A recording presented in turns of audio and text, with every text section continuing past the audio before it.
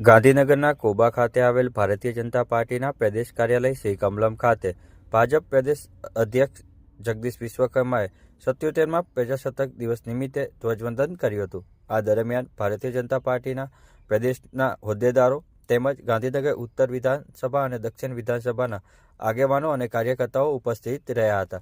ધ્વજવંદન કર્યા બાદ ભાજપ પ્રદેશ અધ્યક્ષ જગદીશ વિશ્વકર્માએ તમામ જે કાર્યકર્તાઓ અને આગેવાનો છે તેઓનું મોં મીઠું કરાવ્યું હતું.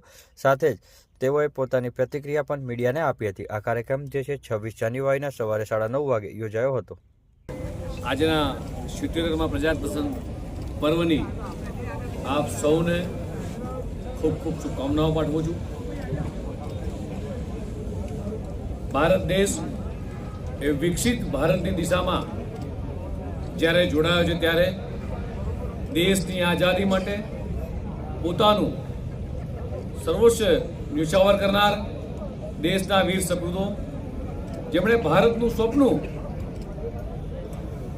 જોવું તો આઝાદ ભારતનું, અને જે દિશામાં આજે ભારત સાચા અર્થમાં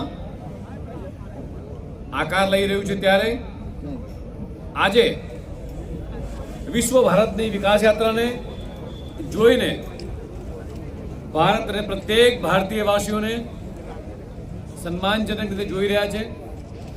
દેશના યશસ્વી પ્રધાનમંત્રી માનનીય મોદી સાહેબે જોયેલું 2047નું વિકસિત ભારતનું સ્વપ્ન આજે દેશના 140 કરોડ લોકો એ દિશામાં જ્યારે આગળ વધી રહ્યા છે ત્યારે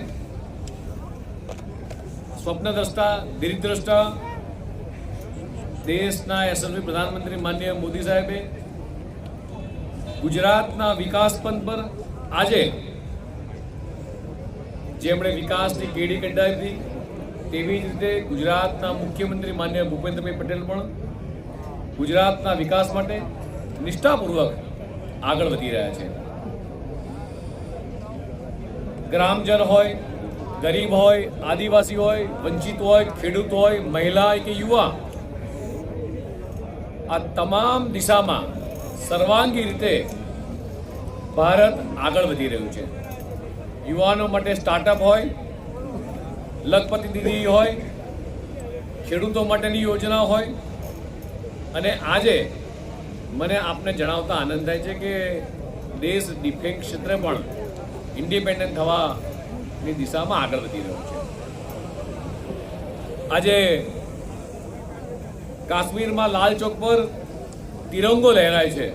આર્ટિકલ 370 હટાવવાનું શ્રેય એ PM મોદી સાહેબને જાય છે. આવી કેટલીય ઘટનાઓ છે કે જે આપણને આઝાદ ભારતના એક ફીલ કરી રહ્યું છે.